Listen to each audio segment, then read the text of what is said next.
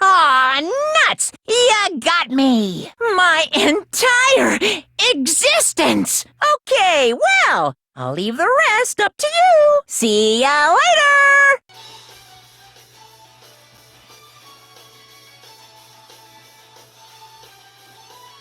Are you even listening to me? Heaven or hell?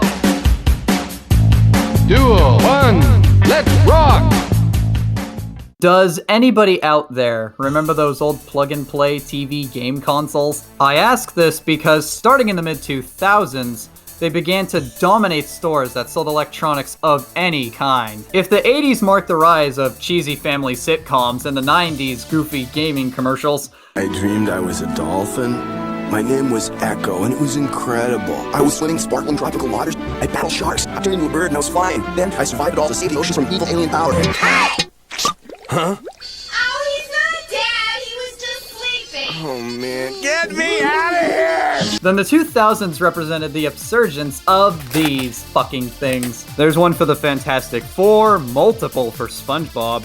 Even the ogre himself got one. There really is a market for everything. Bro, she clearly likes you! They typically acted as game collections, being either compilations of retro titles or ones designed from the ground up. Shit! An amusing number of them were actually pretty decent, as despite the weak hardware, most of the games ran surprisingly well. And despite the fact that they're honestly pretty archaic relics to own as an adult, I'll always appreciate their significance in my early life. They acted as a cheaper alternative for younger kids to grow into video games, with the retro compilations in particular introducing me to some incredibly fun titles, both popular and underknown. Had it not been for them, Lord knows if I ever would have become the dedicated Sonic maniac that I am today, let alone at such a young age. This fact hits all the harder whenever I remember that it was thanks to the Sonic franchise that I met some of my best friends to date. But to this tangent, I must digress.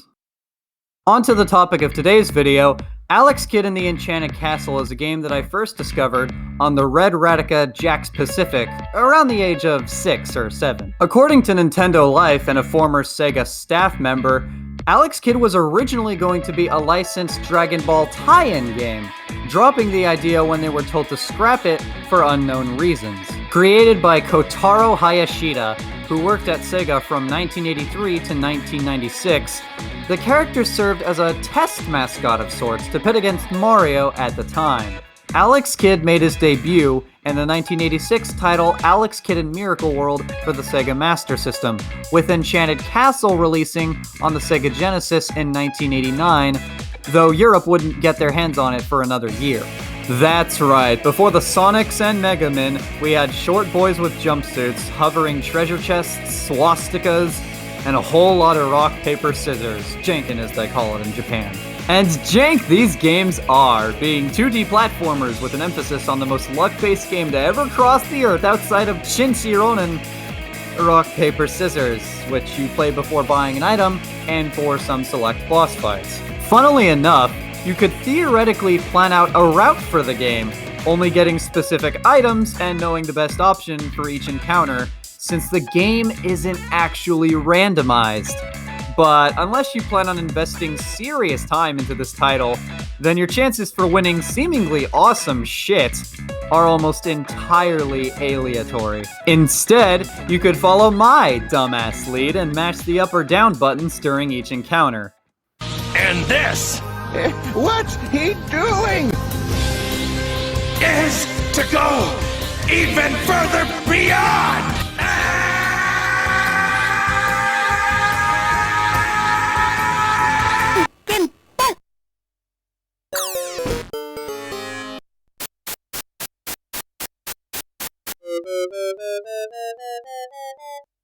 Damn it! The scissors from nowhere! In the game's defense, you can't actually die from non-boss encounters, despite each gorilla dude asking if you'll bet your life every time you want to go shopping. Sound familiar? Point is, there's no real danger to most standard matches outside of losing some money, which doesn't seem to have an in-game name, so I'll refer to it as Zenny. or perhaps getting caught in a perpetual stall war, which actually happened to me during my most recent playthrough. So as adventitious a design choice as the rock, paper, scissors matches are, you'll rarely spiral into a pit of despair after losing against one. As far as the gorillas are concerned, they just want your credit card. But before we talk about the items, let's slow down a tad and mention the basics. Our story is presented to us with some slow-moving yellow text over a dull black background, where we learn that the almighty, with an asterisk, Alex Kidd lives on the planet Ares. His brother, named Ghoul, is the king of this place, whom we may never refer to again. Young Alex's life was average and uneventful, yeah, sound familiar, until one fateful day, when he heard a rumor. His lost father, fucking Thor, is still alive on the planet Paper Rock. Why is it called that, you may ask? Because everyone who lives there is highly proficient at the game Rock, Paper, Scissors. What the shit? That's like if you named pieces of Central Europe Dogfight and Airstrike. Plus, if someone ever tells you that they're skilled in purely luck-based games, then they're either pretty sketchy shits who are cunning enough to hide how they cheat, have the ability to stop time, or you're up against Sora from No Game No Life. In all three cases, you're totally fucked anyway. Nevertheless, unskilled players who visit there shall only crumble into despair. His family tries to stop him, but he's already made up his mind. Is his father still alive? I mean, it's a 1989 Sega Genesis title featuring a young boy punching cars, bees, and planes with his bare hands for a living. What the hell do you think the answer is? Graphically, Alex Kidd in the Enchanted Castle is a simple-looking doll, ain't it? I'll cut the developers some slack since the game was released the same year the Genesis debuted, but the one-color backgrounds and lack of visual effects are not auspicious to this game's reputation in the slightest. This alone may indicate that the game looks terrible, but thankfully this isn't actually the case thanks to the notable effort poured into the presentation. Each of the 11 levels are highly distinct from one another, with a variety of colors and objects used to make the game pop. The stages also feature their own unique enemies, further supporting the visual distinctness of the game's levels. To illustrate my point, in stages such as Scorpion Desert and Pyramid, you'll find scorpions, stag beetles, and mummies, while you'll come across bees, gorillas, and axe-brandishing murderers in Hi-Ho Forests. Should have renamed the level to Crystal Lake. So, while the game appears more visually obsolescent than a payphone or VHS player in the age of Blu-rays, smartphones, and dreadfully discombobulating attempts at creating hoverboards, the early Genesis title still comes off as aesthetically pleasing nonetheless. The people who directed the art for Alex Kidd would also go on to achieve greatness, with Rieko Kodama providing artwork for the Phantasy Star series, while Naoto Oshima and Takashi Yuda designed, animated, and directed a notable majority of Sonic's earlier titles, among other things. The rest of the staff is a bit of a mystery though, since the game didn't bother including a staff role at the end. Less polarizing is the music of Enchanted Castle. Composed by Chikako Kamatani, or Tarnya as she tends to go by, there are a myriad of catchy tunes with varied instrumentation presented here, and while they aren't nearly as memorable as some of the Genesis's finest tracks, there remains a clear amount of effort placed into the soundtrack regardless. The aptly named Rookie Town, Prairie, and Tropics Town share the same happy-go-lucky early game music, with Splashy Sea maintaining a serene and softer tone. In stark contrast to these, Scorpion Desert and Pyramid share a rougher tone to indicate the increased difficulty. I also love the theme shared with Hi-Ho Forest and the Rock Mountain stages, as I find the instrumentation conveys a seamless blend between whimsical cartoon fun and mid-late game danger.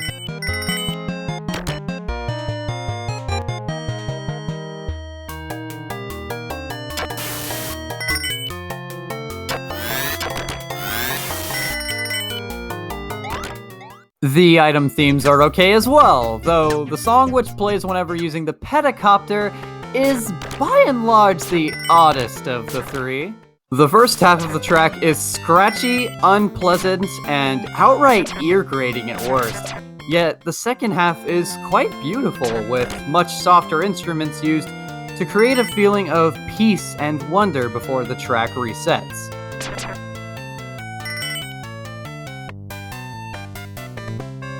No! Moreover, the theme for Sky Castle is exceptional, comprising of multiple layers despite mostly sticking with the same instrument. It sounds monolithic and powerful, like it's crushing you underneath its massive heel every moment you progress through it.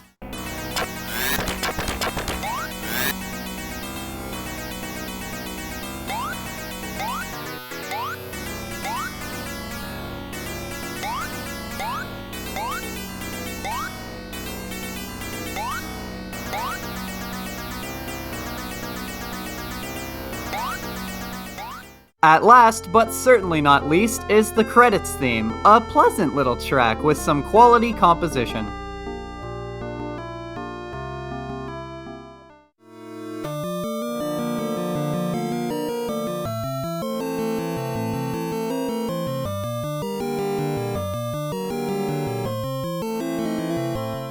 So, in its entirety, the OST totally checks out. You know, minus the first half of the fucking pedicopter theme. No! But to assume the same can be said about the controls, however, would be folly wise. The first thing you'll notice about the adventurous Alex here is that he can punch things, and criminy does this attack reek. The hitbox doesn't last very long, and the enemy has to be close enough to stab you in the frontal lobe for it to have any effect. You can fire your fists out pretty rapidly, but overall the maneuver is about as reliable as an archer in a sandstorm. The kick, on the other hand, or leg in this case, one-ups the punch in just about every way conceivable. The hitbox is stupidly large, hitting things directly under Alex as well as a decent distance ahead.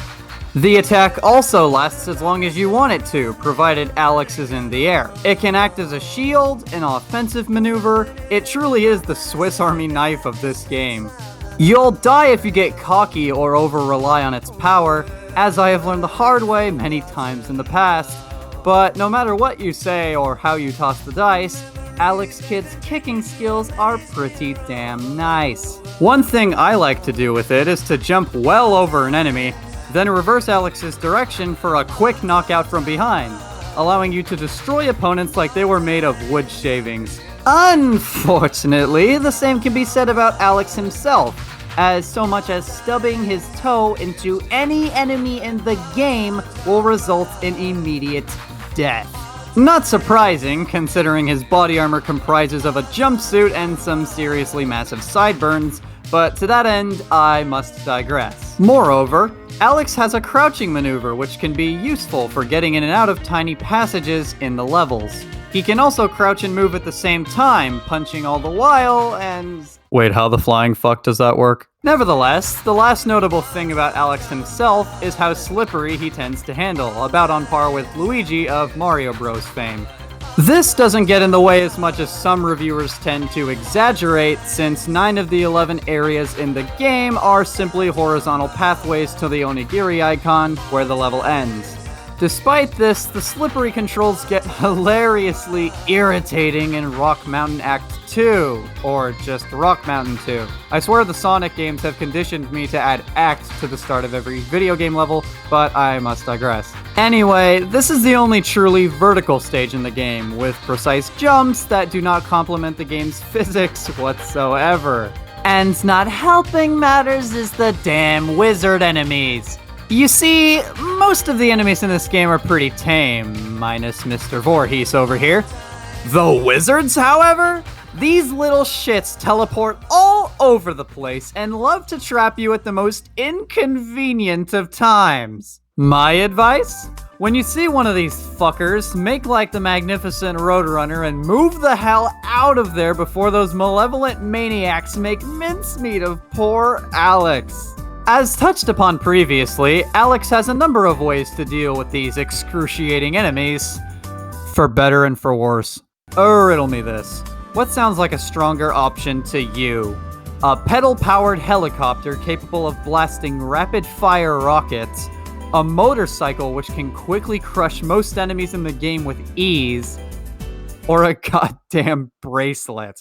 Equipping this thing will give Alex's punches and pumped-up kicks a serious power boost, firing a simple yet devastating projectile toward whatever unfortunate soul happens to be in front of Alex. The motorcycle isn't bad, but it has one fatal flaw which it shares with the pedicopter. It immediately breaks down and becomes unusable upon contact with any surface. That's right, ram into a red block or wall and you can kiss your sweet ride goodbye. Same deal with hitting the top of your pedicopter into a hard surface. I sort of get why this happens to the motorcycle, that fucking thing is gone. But why do I lose my aerial fortress of death when I so much as bump my head into the ceiling? The pedicopter is slow to be sure, but it's also the only reliable way to get into some of the game's branching pathways. Unlike the cane item. Marvel at a video game item so abhorrent and heinous, I forgot to recapture footage for it. Basically, after equipping it, Alex can float around for a while, leaving the poor kid more vulnerable and defenseless than Sony at E3 2006. But we must take risks to reap the rewards. $599 US. Alex falls down shortly thereafter, and at that point you would better pray to whatever god you believe in that there aren't any enemies below. Besides, the pedicopter and even the damn pogo stick more or less accomplish the same thing, so what the hell is the point of the cane? Unfortunately, the pogo stick, which I apparently bet my life on, isn't much better. It's not as bad as the fact that there's hardly any reason to even bother with the damn thing. For one, the pogo stick moves slower than going on foot, let alone the motorcycle. It can also spell death for Alex if there are any hazards above him. In my many playthroughs of this game, I can confirm that it's only useful to grab an otherwise unreachable treasure chest in the first stage Rookie Town, but even then you're not missing out on much if you decide to skip it entirely. One of the few saving graces of this game's shitty list of power-ups is the coat item, which renders Alex completely invincible to all hazards for a decently long period of time, utterly invaluable for the final boss fight, and perhaps even Rock Mountain 2 if you have enough. At last, but certainly not least, is the necklace item, which allows Alex to see what the opponent is about to throw during any of the 4 boss encounters in the game. You still have to time it just right, and some of the later opponents are just enamored to throw you off guard before you can react, but otherwise, it's virtually a free win. This item alone makes playing the game a great deal more fun, as it lessens the amount of luck required to beat the game by a metric fuck ton if you have any on you. And have them you shall, as you can occasionally find them in the plentiful amount of green treasure chests that the game has to provide. Yes, green for some reason. Maybe Sam I Am was the lead game designer for this one? But I digress. The standard orange chests provide Alex with coins and money bags, while the green ones alternate between a necklace, extra life, and explosives. Don't tell me Wile E. Coyote was also one of the game designers, for frick's sake. Strange about this game, however, is how continues work. To sum it up, when you die and get a game over, you need to go to the options menu and fiddle around with the awkward controls of said menu until you stumble upon the continue option. Here's the catch, however. You can only continue if you've procured 1,000 zenny. Yeah, remember that? Some people may hate this design decision, but I've personally grown to really like it. When you don't have enough zenny for a continue, it's stressful, nerve-wracking, and forces the player to strategize how they proceed through the level more, as one false move can lead to the end of an entire run. I like to compare it to Donkey Kong Country, where if you lose one of the Kongs, your safety net is removed, and the player is forced to approach each hazard more cautiously. It also gives a tangible incentive for players to accumulate high amounts of zenny. The game also gives you plenty of dough to work with, as one of my recent playthroughs taking all of the branching pathways had me at 3,000 zenny by the end of Rock Mountain Act 1. Or just Rock Mountain 1, I'm doing it again. Speaking of branching pathways, that's one of the best parts of the game in my opinion, as every level minus the Pyramid and Rock Mountain 2 stages feature some sort of explicit alternate route for the player to traverse through. These pathways often offer goodies in the form of orange and green treasure chests, indispensable to collect and hoard for later parts of the game. They also increase replay value, as one doesn't have to take the same approach to the stages a vast majority of the time. On that topic, I find the level design to be quite competent. The branching pathways certainly help, and though certain parts can go to hell, such as this segment in the Prairie stage, or the vertical precision which Rock Mountain 2 requires with ice rink controls, I still found myself having fun strolling through the 11 levels nonetheless. A notable one is Splashy Sea, though I like to call it Under the Sea because that's what you're really doing here. I think in all my playthroughs of this game, I've only taken out the octopus here twice. Your odds of taking on this tricky, taunting terror without the bracelet item are about as possible as broadcasting a chess match in the midst of a hurricane. There's also these flying turtles which fucking blindside you before you could even process what happened. I did mention the branching pathways though, so you could theoretically turn this level into Over the Sea if you managed to pick up one of the pedicopters near the end of the Prairie stage. Just watch out for the maniac turtles, or poor Alex will be past praying for. Beyond saving, however, is the semi-final level in the game, To the Sky. Heaven forbid, to the sky. And it is here that I must note how I deliberately avoided mentioning the most annoying part of the pedicopter's design until now. You see, to gain vertical momentum with the clumsy glass cannon, you have to mash the hell out of the jump button. And I guarantee you that you'll look like a goddamn idiot all the while playing this stupid stage. The largest issue is these damn bomber planes, which have huge hitboxes and detonate explosives on occasion after you pin them down.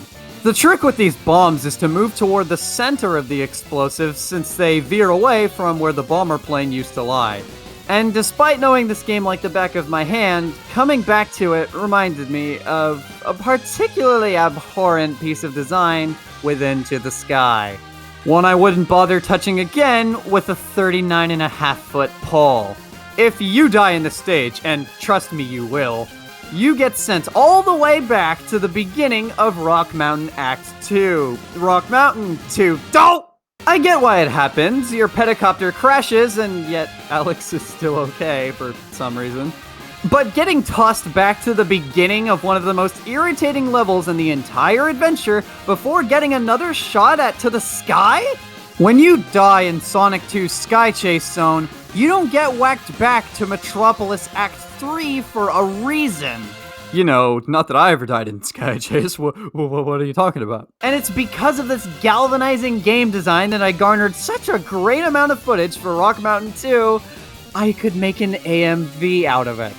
Still though, with enough persistence, you should be able to kick the metaphorical ass of To the Sky and move onward toward the best part of the game. Best part, with the massive sets of inverted commas. Ladies and gentlemen, navis and xenomorphs, welcome to Sky Castle. And it can certainly be a bit of a hassle. You see, if you look at the maps for the previous stages, you'll find that they're actually quite short, smaller than my chances at ever winning the lottery in some instances. But Sky Castle? Bam! A behemoth of a final stage, so gargantuan that it takes the game a moment to scroll onto the next part of each screen. There are 3 different ways to begin the stage if you're observant enough, but all of them will lead you through the same general pathway, with one in particular acting as a moderately sized shortcut of sorts. Try saying that 3 times fast. However, there are only 2 checkpoints in the entire level, and that's it. So don't be surprised if you get stuck here forever. The annoying thing about Sky Castle's design is that it thrives off of the player's impatience and Alex's severe lack of a health bar, sending you way back in the level constantly. It's only on clean runs that the stage actually becomes incredibly fun in my opinion, as it not only serves as an impressive crescendo to an otherwise short journey, but also because of the fact that the difficulty progression here is perfect. Traps and hazards come in all sorts of different flavors, and it's up to you alone to take the fight to Ashra, this six-armed weirdo, at the end. Only to find out that he was just a servant to the king, and that your entire adventure was a theoretical waste of time. What's the lesson to be learned here? That communication is important? That you shouldn't venture into dangerous forests likely holding serial killers deep within? It's still a mystery. So, Alex Kidd in the Enchanted Castle. Is it heaven? Is it hell? Well, the answer might surprise you.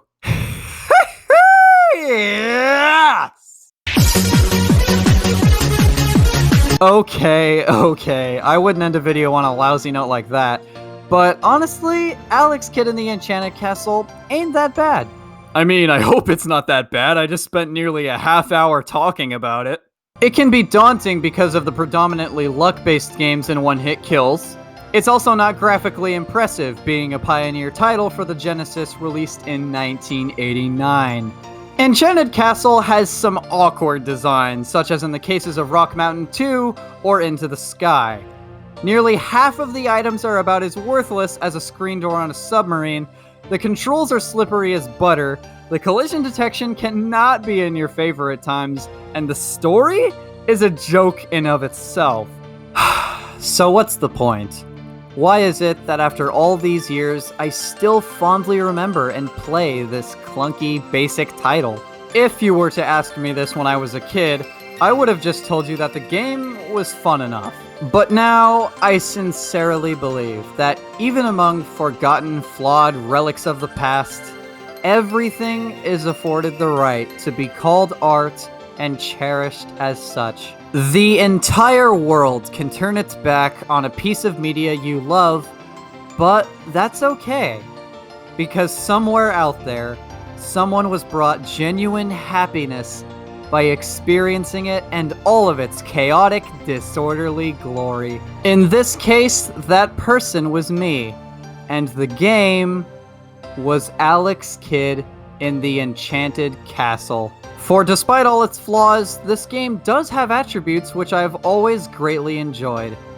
The presentation is admirable, with colorful and changing environments featuring expressive characters and unique enemies for almost every stage. The branching pathways are stellar, offering treasure and increasing replay value.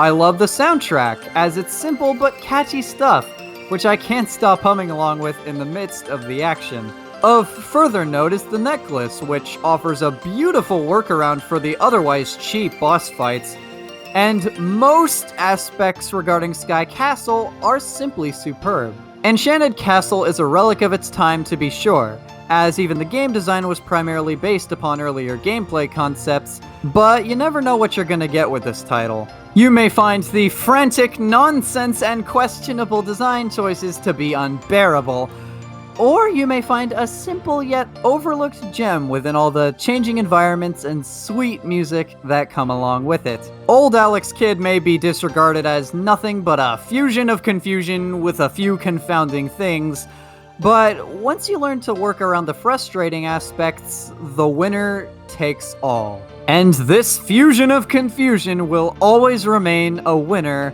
in my heart.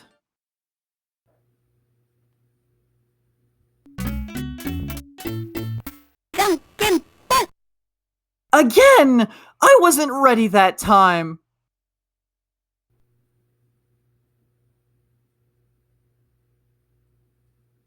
Are you thinking what I'm thinking? So you ask, and so I shall answer. Let's give it everything we've got! It's punishment time! ゼロのフラグメントテンペストスレッド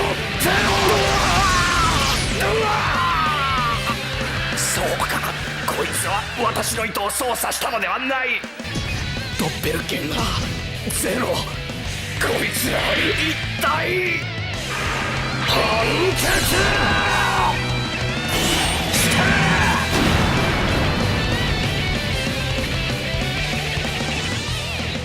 Knockout! Dear gods, it's finally over! I'm still trying to figure out this end card thing right now, and I'd tell you to watch more of my videos if any existed as of writing this video. But for now, thank you, the viewer, for watching this video. It's clearly my first one, but I put a lot of effort into it, and I'm hoping you had a jolly old time with it. I would also appreciate both support and constructive criticism alike, so don't be afraid to leave your thoughts down in the comments section below. But for now, I think this video's gone on long enough. Thanks again, laddies, for checking out my video. I really appreciate your support.